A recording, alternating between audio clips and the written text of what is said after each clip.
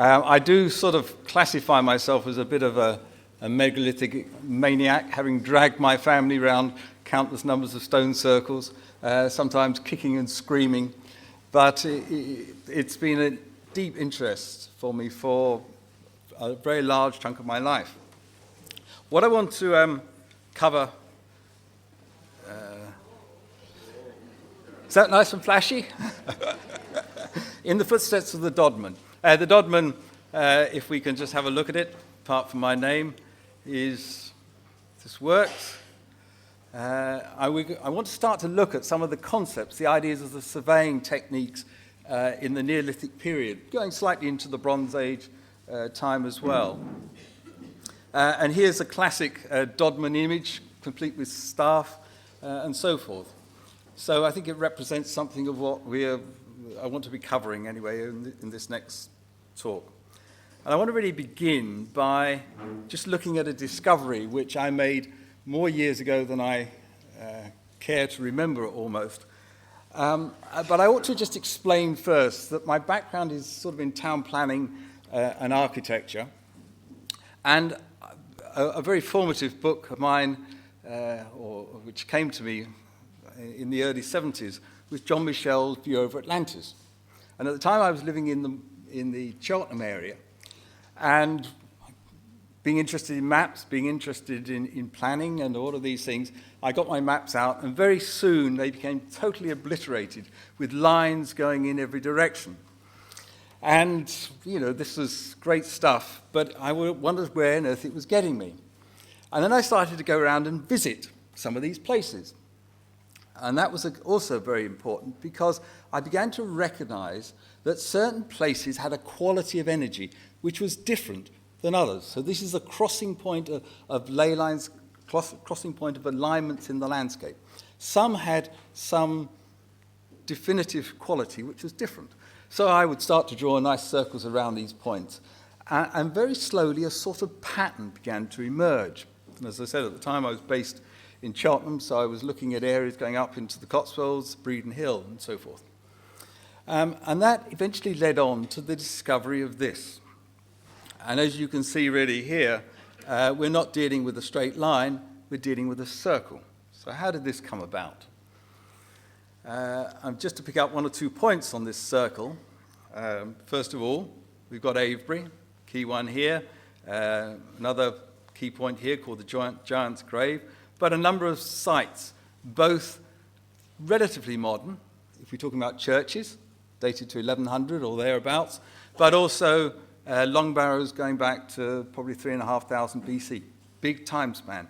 But this is part of what Watkins was sort of incorporating in his idea of ley lines and alignments. So in respect of this particular circle, one day I was looking at a map of Avebury, which is down here, and I was then looking at some church sites above it.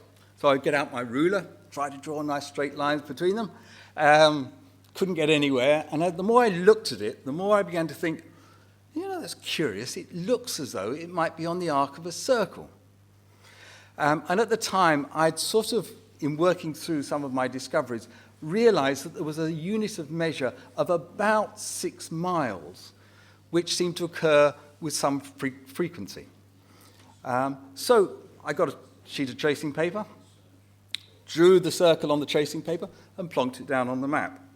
And what then emerged, if it goes on. Yes, all right, here we are. It's just highlighting some of these sites here, was this circle. Not quite used to using this. Let's go back. Right, so we have the circle. Now, what can we say about this circle? I mean, first of all, I was amazed that here was represented in the landscape what appeared to be a circle, which conformed with all of the sort of bits which I would normally expect to find in a standard ley line. Its circumference is about just over 37 miles, and I guess me having a name like Furlong is very good and very relevant to doing this sort of work. We have the radius fraction under 6 miles, which we talked about, and there's 15 points on this circumference, 15, which is quite a lot. and it gives a 1 point about every 2.5 miles. This will become a little bit more relevant. So I puzzled about this for some time, wondering, of course, and I think this is always very important in this area, is it just a chance phenomena? Is there something else going on here? What indeed could be being presented from this? So if we go to Mr. Watkins here and his wonderfully influential book in the mid-1920s, The Old Straight Track. The area which I live at the moment is up in the Malvern Hills here, and this is one of his accepted ley lines, or on the lines he talked about. It goes from a cave up here called Clusser's Cave, picks up a number of church sites, goes past a hill fort, onto a wonderful Cistercian abbey called Avebury. What can we say about the facts of this line? Well, there's about 24 miles in distance. You can't see all of that space. You have to go from hilltop to hilltop to see it. But we've got 1 point average every 4 miles. Now, if we took our circle in the landscape and sort of slightly shortened it down to this 24 miles, what we would find is we were talking about a site here with, sorry again about this, a site every 9 or 10 points on that line. From all of the sort of statistical research which has gone on, when you start to get more than 6 points on a distance of that, it begins to be accepted that this is possibly deliberate, possibly, because of the chance occurrence. Anything lower than 6 points, it's probably chance. So we have something here which clearly seems to suggest it could be deliberate. Now, you can imagine my excitement. Oh, new discovery at this. So I got to get out my tracing paper, go around other bits of map. First of all, looking at the maps at the time, and of course these were the old 1 inch to the mile maps, not the modern 150,000 scale now. So I played around with this for a bit, and eventually another circle emerged. So now we're talking about not just one circle, but 2 circles, exactly the same radius. This time, not quite so many points on it, but still picking up a mixture of old church sites, and these church sites, as I say, date to 11th, 1200s, but a number of more recent archaeological sites as well. Older archaeological sites. And also, when you go around these church sites, what's interesting, you find odd things like old stones built into the base of the church, which reinforces one of Watkins' concepts of these churches originally being built on older sacred sites. So here's another church. So what are the statistics we've got with this?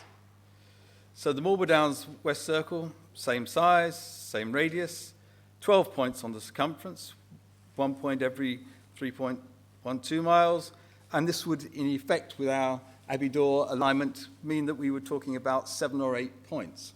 So again, in the upper end of the statistics. So where do we go here? What's the relationship between these 2 sites? Well, here we are, 2 interlocking circles. And I thought initially, wow, this is wonderful, except that there's a slight problem. I would have loved it to have been a vesica. And try as I might, I kept moving it. Could I stretch it? Could I not? But no. There it was, stuck with the 2 centres way inside what I would expect from a vesica. So I had to puzzle about this for some time. But what's the relationship of these circles? Here we are, we've got the 2 points. And then when I started to apply 1 or 2 other things to the map, what I discovered was John Michel's wonderful Michael line, which runs up, as we know, through Glastonbury Tor, just close to here, going through Avebury. And as you can see from here, the line is running parallel to our centres.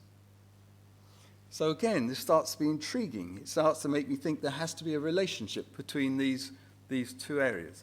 And if we mark on another site, which we've talked about a lot, Avebury, There it is. It sits neatly on the circumference of the circle.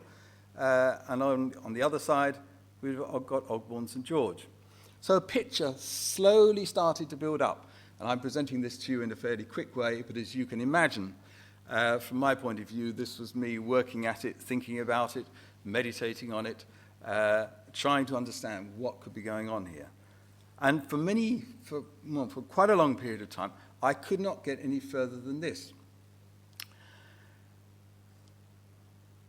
I ought to just say something first of all about the Michael alignment, and I'm going to pick up one or two of these things again. Here it all is, running across the country, picking up some key sites. I visited most of these places at different times. There we can see Avebury, a few other places, Glastonbury, Bury St Edmunds, key points in the landscape. So very evidential line. So here we are, back with our 2 points. We can draw a nice line up the centre, link the two together, and then I started to think about the geometry of all of this. And an idea came that maybe we should start to create an equilateral triangle between these. I would add that at these centre points, there's nothing there. Very sad. No, I would love to have been a nice monument or so forth. Unfortunately, they're both areas which, as people know this Avebury area, we know that it's been quite heavily sort of affected by farming and so forth. On this particular site, it's very close to an old railway line. Here, interestingly, in the landscape, not too far from the centre, there's a whole coppice of wood, and in there's some large sarsen stones. But there's nothing at the actual central point. So I create my equilateral triangle, and then something says you ought to extend that through to the touching points. Something suddenly started to come out. And of course, I got out my protractor. Bearing in mind, when I started all this thing, I was working with slide rules, nothing like computers or anything like that. And that probably dates me quite a lot. And I can remember the time when the pocket calculator came along and I was playing around with that. It was fantastic. And of course, the computers. I sometimes say quite flippantly, when I turn my computer on in the morning, I bow down in front of it and say, "A wonderful computer," because it has opened up so much, so many fantastic things in the discovery. So what I discovered was that this triangle looked as though it was about the angular slope of the Great Pyramid of Egypt. And of course, because we know the Ordnance Survey grid reference points, it's quite easy to apply some geometry to all this with one's pocket calculator and so forth to actually calculate out and show, yes, that angular slope is very close to the geometry of the Great Pyramid of Egypt. So what about the Great Pyramid of Egypt? Well, I've taken people onto the Giza Plateau on many, many occasions. It's an incredible monument. Egypt's an amazing place. But what could be the connection between Egypt and Britain? Huge difference. And here we have a cross-section of the pyramid, which shows what makes this pyramid quite unique is that we have chambers fairly high up within the body of the pyramid itself. In fact, out of a reference point, if we imagine there's these units is 7 units high, the Queen's chamber is about 1 unit and the King's chamber is about 2 units. So it's 2/7 of the way up the pyramid. So let's go back to our twin circles. So I then took a wonderful section of the Great Pyramid of Egypt, lay it on the map, and what we discovered here, set out very neatly, is the pyramid, but with the St. Michael line going through here, and look where it goes, right through the position of where the King's chamber would be on the ground. Again, bizarre. You know, I have to keep asking myself, is this me projecting ideas onto the landscape? And I think we always need to be open to that, because in a psychological level, there's a wonderful quote which says, we see things not as they are, but as we are. So was it me so keen to see pyramids on here that this is what I was deliberately creating? But if you look here at this point, very beautifully named Temple Farm, after the Knights Templars, who owned the chunk of land in there, we find that there's the alignment of the grand gallery goes to the points of where one of our circles is, suggesting a similar concept of underlining pattern. There's a lot of other things I could say about all of this, but that was the basic discovery. Now, when you've got two circles together, we can say, okay, probably likely to be supporting to be true. But in the researches which I've done, some other circles have come to light, but this is one particularly I want to just mention here, is another circle in the Cotswold area here. And we can see some key points on here, the rollright stones, some church points around here. And if we actually have a look at some of this, here's the circle in the landscape. There's the rollright stones highlighted. This line here is almost exactly east-west. So this is an equinoctial line. But as you see, there's not so many sites on this circle, except one thing that led me to discover it was a road which runs all along the circumference for quite a large chunk of this circle. So that was the thing which made it stand out, and that was the thing which made me aware of this circle. So a few statistics here. Again, what we've got, exactly the same circumference, radius just under 6 miles, 11 points, just one less than the Western Circle on the Marlborough Downs. So we've got, compared with the Avebury line, we would have 7 points. Again, statistically more than you would expect to find. So the evidence starts to occur that somewhere in the landscapes of Britain, or in these places in the landscapes of Britain, these circles have been deliberately created. And of course this raises some very important questions about how this could have been done. The other interesting enigma, which I'm sure some of you would love to pick up on, is that if we take the size of the circle and multiply it by this magic number 666, you actually get the circumference of the Earth at the equator. So there's a suggestion that these circles were deliberately created in relationship to the Earth's proportions. And this again raises a big question. How did they know the size of the Earth? When was these circles possibly created, if they were created? And just again to put this into context, I know John Michel in his book talks a lot about the significance of 666 and what that actually might mean. But it's not the only time that it occurs in the Bible in that famous quote in Revelations. There's a wonderful quote in Kings which says something to the effect, now all of the talents of gold that came to Solomon in 1 year was 666 talents of gold. Solomon is, of course, an anagram for sun and moon. Sol, o moon, is sun and moon. It's all to do with ancient cosmology, measurements, and so forth.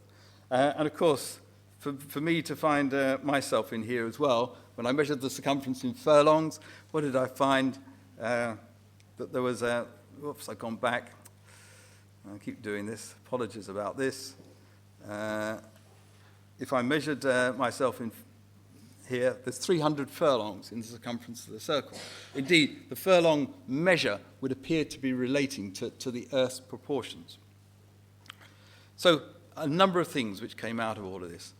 I also ought to say something about another major alignment, because again, from a point of view, we can always present one example of a case, but if we can start to present more, then that starts to become more evidential.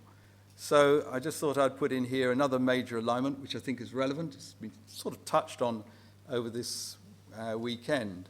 And I call this the Canterbury line. It runs from Canterbury Cathedral. It passes very neatly through London. It goes to a number of key sites, Rochester, Greenwich. It comes on to Gloucester Cathedral and on to this site, Avebury, that we talked about earlier.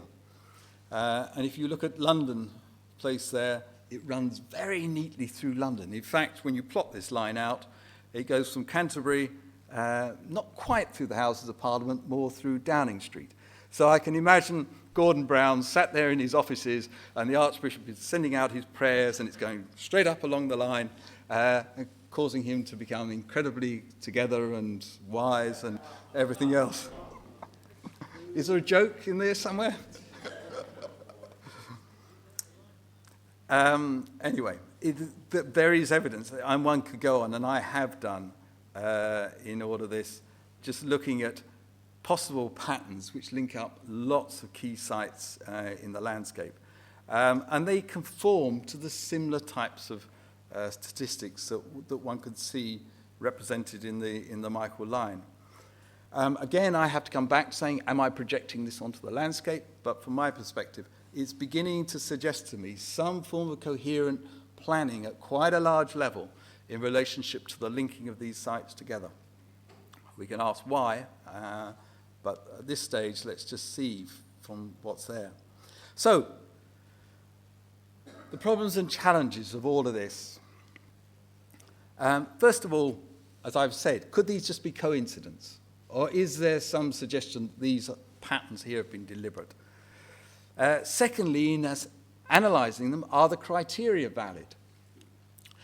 We have an incredible cultural span between the churches to the Neolithic sites. And this is one of the problems which archaeologists find very hard to relate to. Bearing in mind, if we're talking about going back into the Neolithic period, we're talking about going back 5,500 years. So there's like a 4,000-year gap between the churches and the original Long Barrows sites. But I think this can be explained through different ways, and I think there is a coherence in the link. One, of course, the sanctity, the original concept of the sanctity of the sites. And the other thing, of course, is beginning to ask the question, how could people in the Neolithic times have created one, long-distance alignment, two, to set out in the landscape a circular pattern? After all, setting out alignments is dead easy, certainly if you're going over fairly short distances. One of my hobbies, although I don't do it quite so often now, is sub-aqua diving. And when I first used to go out on dives, we'd be out on the boat, going out to find some wreck in the sea. Well, of course, no physical sights to see. But what you have to do is work on something called transits. You'd look to the horizon, and you would look to see points a bit closer. And when you were in line with it, you knew you were on the wreck. And we could locate wrecks within 50 feet by simply watching transits over 5 or 6 mile distances. So it's a very, very accurate way of doing it. But circles are different, and obviously when you start to magnify this up, to think about creating a long-distance alignment, the problems become that slight errors begin to get magnified. So there's real problems here. And of course the other thing is, how could anyone in that time have worked out or been able to understand the Earth's proportions? So first of all, let's just have a look at this from the point of view of how I believe, quite simply, people in the past were able to create such alignments. And it's already been sort of alluded to over this, over the talks which we've had in this wonderful weekend. Here we are, here's the alignment. It's actually on an azimuth bearing of about 242 degrees. And one of the suggestions which had been given to me when I was starting to look at all of this, that it was been aligned to the May Day sunrise. And I thought about this, of course. The sun is a sort of obvious way that we can create a marker, watching the sunrise at different times. But, of course, as you go through the year, particularly when we get close to the equinoxes, the sun's coming up at very different positions over each day. It moves in quite large amounts. So to try to create a long-distance alignment seemed to me to be improbable that this was linked in any way to the sun. I think it's much more likely to have been linked to the stars. And as you'll actually see here in relationship to this, to Orion, and I think one of the belt stars of Orion. And it was interesting for me listening to Nicholas talking about the significance of Orion in all of this. Because if we look at down here, if you can see it, one of the problems you have about stars is something called extinction. As the stars get closer to the horizon, they disappear. But it wouldn't be too difficult to set up some sight line and just watch the star as it goes over a marker point or a rod, and then you can fix a point. And then from that fixed point, you can take you onto the next hill, and onto the next hill. And by simply following the stars in this way, and I've started to look at all sorts of different alignments, it's very, very easy to begin to set up and create long-distance alignments by simply watching what's going on in the heavens and sighting onto a particular star, of which Orion, Orion's belt and Sirius were important not only I think in Britain, but also in Egypt as well. So another sort of link in all of this. And again, just to reinforce the fact that this wasn't just a one-off circumstances. When Tony was talking about the alignments in London, some of the significances here, here's one which she mentioned, Arnold Circus, you can see up here. This key point goes through the Strand, comes down to St. James's Palace. This again was one of Watkins's lines. But lo and behold, that too is at 242 degrees. So from my point of view, if it was set up as an alignment, it was set up to the alignment to Orion's belt. Easy to do. So I don't think intrinsically there's a problem about creating long-distance alignments. I think this can easily be done within the landscape with the technology and understanding that our Neolithic ancestors would have had. I want to now just have a quick look at another problem. And this is all to do really with the challenge which archaeologists have thrown at all of this by saying all the time you're dealing with monuments at such a wide span. So one of the things I thought to do was to actually look at the Long Barrows in the Marlborough Downs area. And some very, very interesting things came out. Now, the Long Barrow period is a fairly narrow time when they were creating these long rectilinear mounds. I'm sure some of you have been to West Kennet, which is one of the most famous, and we can see West Kennet here, and wondered at their shape. Now, what happened from a chronological point of view is that the Long Barrow period was somewhere from about, say, 2600 BC to probably just around about 3000 BC. Maybe 100 years or so either side of that, because radiocarbon dating is not completely precise. But what happened is the culture in this country suddenly stopped building long barrows and started to build circles. That was a big transition. And the greatest circles in this country, at Stonehenge and at Avebury and so forth, Castle Rig, all started around about 3000 BC. A little bit earlier, maybe 100 years or so, but that was the start phase. So something quite dramatic occurred culturally here. But here we have set out in the landscape of the Marlborough Downs a triangle. And we can see it evidenced here with three long barrows. We've got the West Kennet Barrow, I've already mentioned, Beckhampton Road Barrow, sadly now being ploughed out, but there's very good evidence for it being there, and a Kitchen Barrow, which is high up on the hill. Indeed, this is some other long barrow alignments here, but just let's focus on this one at the moment. So what comes to light in relationship to this as a barrow? So on the Marlborough Downs, built probably circa 3500 BC. Now, this distance here is about 3.77 kilometres. You see, I moved on to kilometres. My oldest son keeps badgering me, saying, you've got to get into metres and so forth. No one understands furlongs and miles anymore. So I've sort of partly gone along with him on this. But what's so stunning about this is almost exactly east-west. The only difference is about 9 minutes of arc. 9 minutes of arc. They rave over the accuracy of the Great Pyramid of Egypt, over 700 or so feet.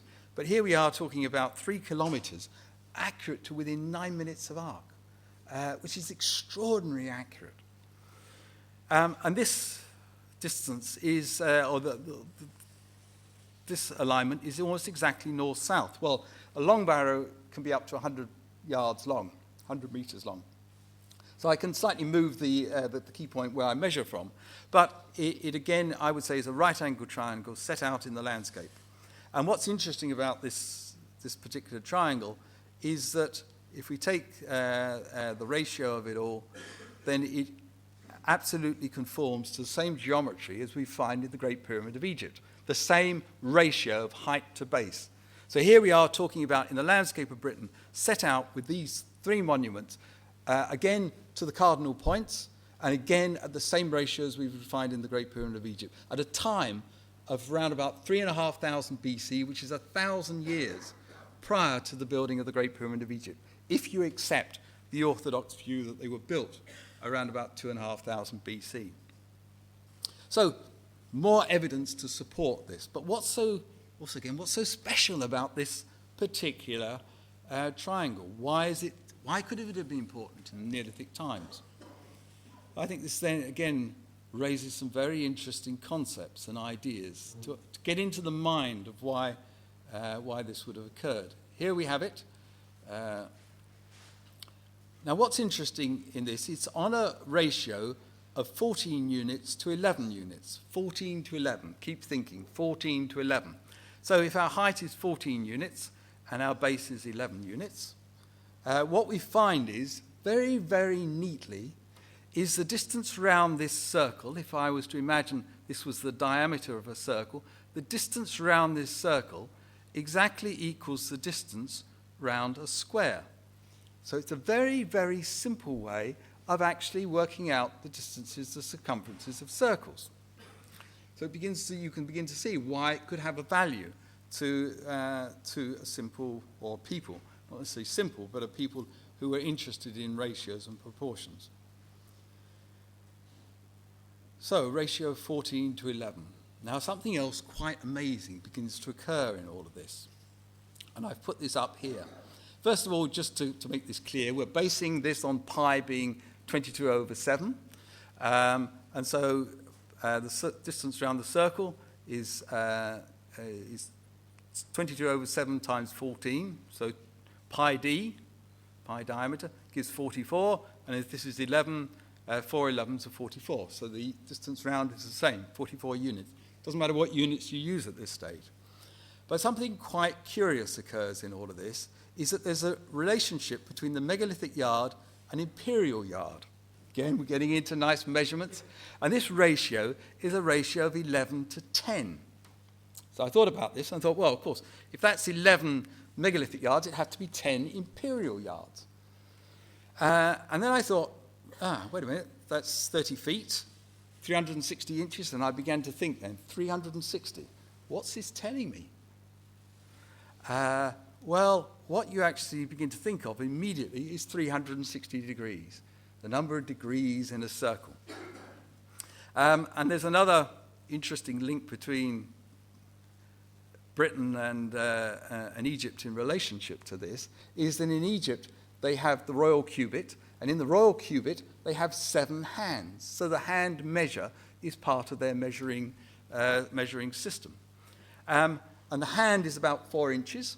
So what you find is that in this side of here, we've got actually 90 hands, and it's the same as a quadrant of the circle. And a quadrant of a circle, we know, is 90 degrees. So in a very simple way, perhaps the people in the past were able to create a form of theodolite for measuring accurately. And I've done this. I've set this up, and you can measure wonderfully accurate measurements down to 1/8 of a degree. So when you're talking about trying to watch precession over a period of a lifetime, you could begin to mark this out. And how could such a theodolite work? Well, in a funny sort of way, Stonehenge is almost a replica of it. Because if we think of the circle on the top, and you can imagine you could sight on here, you could actually begin to create and connect points across the top to measure very accurately.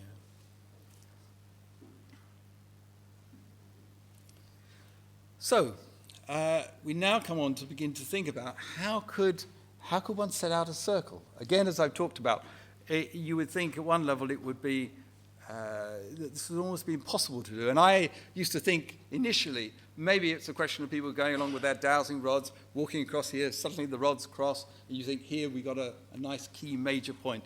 So we'll put our marker down.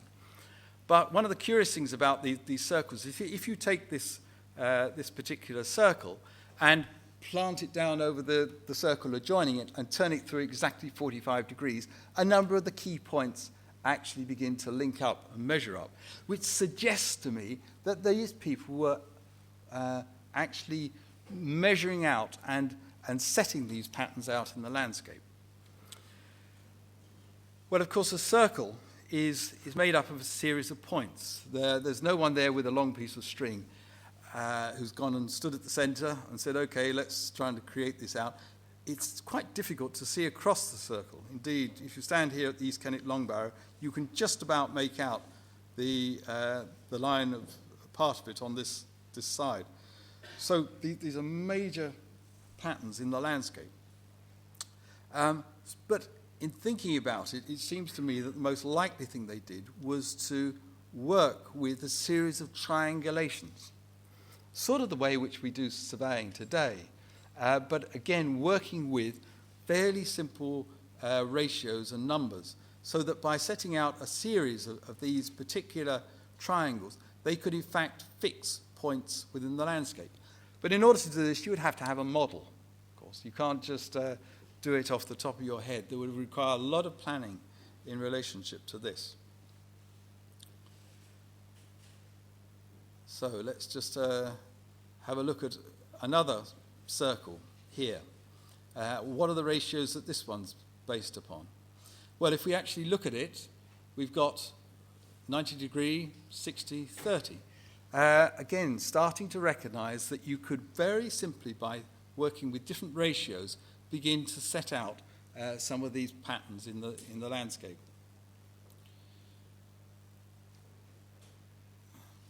Now, one of the other things which, as we remembered, sat on the edge of that vast circle was the rollright stones. And I have a theory that the rollright stones is actually our template for setting out the landscape circle. Because if you begin to sorry about this. If I get this, no, go back. Yeah. If we get this wonderful circle here and begin to fix where some of these points are, by working with certain ratios, of which I started to work out here, you begin to get very accurate degree measures. And this is one of the things which I think the Neolithic people were into working with, is ratios and numbers. I used to remember going back again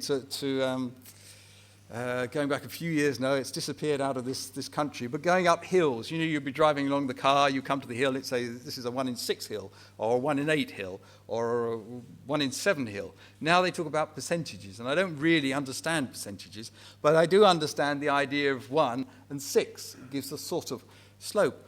And this is what I think our Neolithic ancestors were doing, or those who started to create and set out these patterns were doing. That they use certain ratios, like 14 to 11. As you see, 19 to 11 creates an angle of 30 degrees. Very easy to begin to do all this and set this out in the landscape.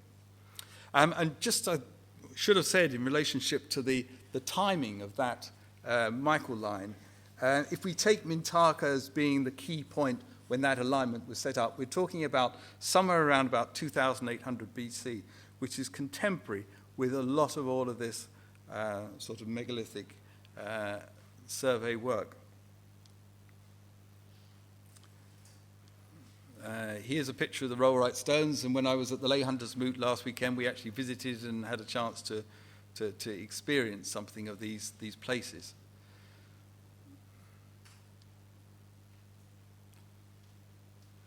So, next problem, how could people work out latitudes? Well, we already had an idea, it was talked about, working with the sun.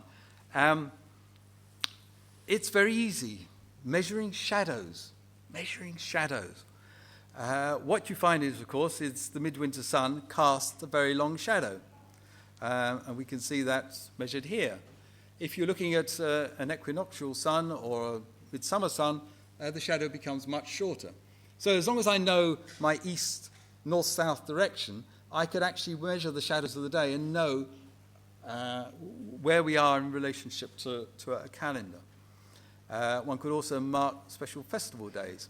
Now, the equinoctial sun, this is the key one. So I got to know the east-west direction. I need to know exactly when the equinox is going to occur. It's this sun which gives me my latitude. So as long as I know exactly where the equinox is, it doesn't matter where I am, I can begin to work out exactly what latitude is. And I think the idea of being able to do this on a more regular basis, as for the sea travellers on one of the talks which we had, it may be they had a template of actually adjusting these things. But the equinox is the one which gives you your latitude, and it's not difficult to do. You can easily calculate out this angle or the ratio, which will give you where you are on the planet. And it just so happens, again, close to Avebury, there's a wonderful monument called the Sanctuary. Sadly, most of it has been dug up and all the stones there, but they are marked here. And this is actually a very complex pattern, as you can begin to see here, with these rings made up of post holes, stones, and so forth. If we just take here if I mark these out, if we take going on the western side and the eastern side, we've got 21 stones on each side. But if we go north-south, we've got 20 stones on the top and 22 stones on the bottom. 10 to 11 ratio. And there's a series of other quite interesting coincidences. We've got 7 stones round here, 8 stones round here, 9 round here, 10 round here. I think this was set up as a wonderful way of calculating out some of these patterns which are set out in the landscape.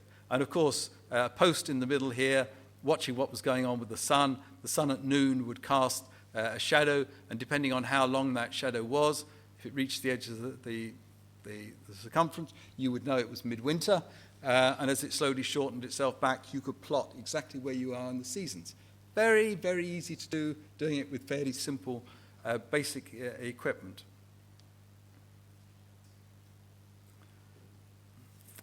Just to come back to Avebury and look at Avebury again from a geometric point of view, one of the things which has been talked about is the question, of course, about how our Neolithic people could have set out circles.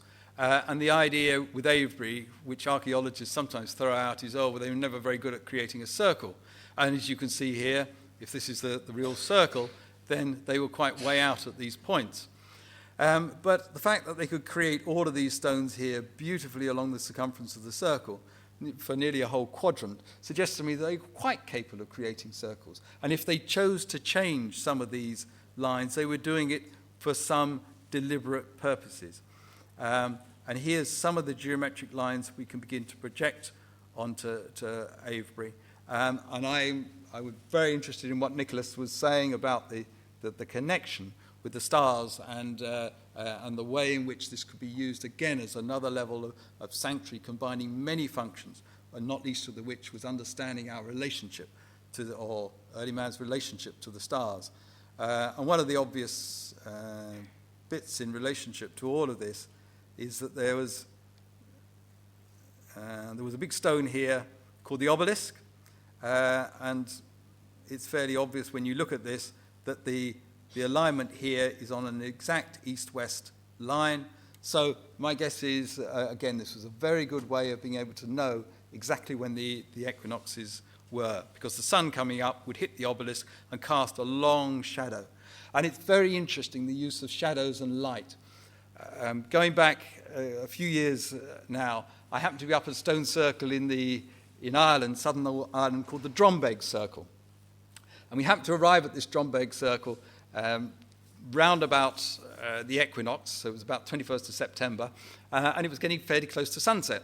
So I said to the group, which I was with, let's just sit here and see what happens to the shadows in relationship to this circle.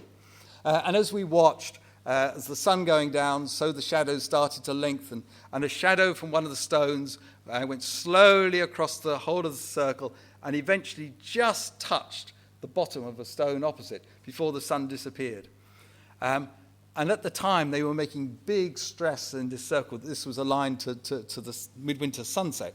But I actually think if people would have bothered to go to these places and watch what happened at the sun at key points of the year, they would have found much, much more evidence would have come to light about the significance of the stones, the size of the stones, the shadows they cast in relationship to giving an understanding to their place in the cosmos.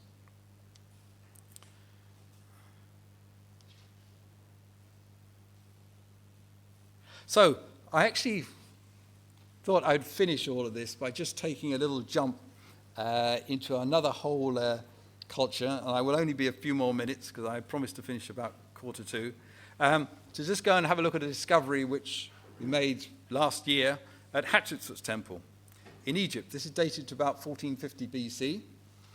And there we went on a very special day of the year, the midwinter solstice, up to the temple, managed to get special permission to get into it, and you can see here a few of the people coming with us. And as we were looking down the avenue of Hatshepsut's temple, you can see these hot air balloons slowly begin to rise up, and I think, oh my God, I hope they're not going to upset our seeing what we had come to see. And here's a view from inside the inner chamber of the temple. And normally can't get into this area for general public, but we managed to get permission to do it. Just rather curiously here, we've got one or two of these enigmatic balls of light which sometimes come into these sorts of pictures. So here we were waiting. And what were we waiting for? Looking out to the horizon. And then, at the wonderful moment of time, up came the sun.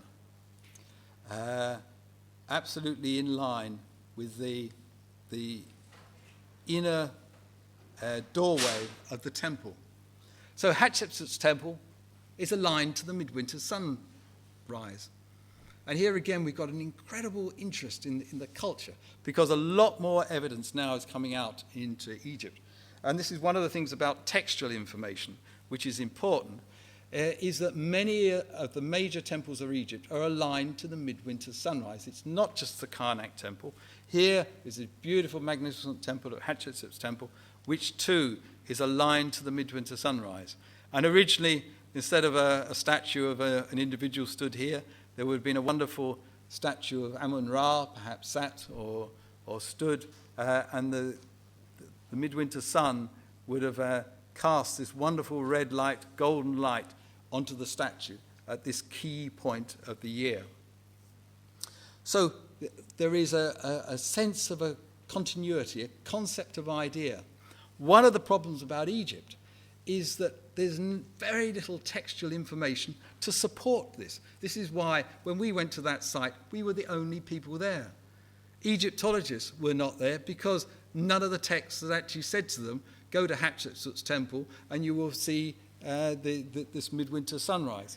So textual information doesn't give us all the answers. It only gives us some, and this is the areas, as far as Egypt is concerned, which the archaeologists sometimes, or the Egyptologists, sometimes get stuck. They all the time want textual support for what's going on. And just to show that this is not the only solstitial alignment in the Karnak area. In fact, a number of the temples in the Karnak area are aligned to the midwinter sunrise.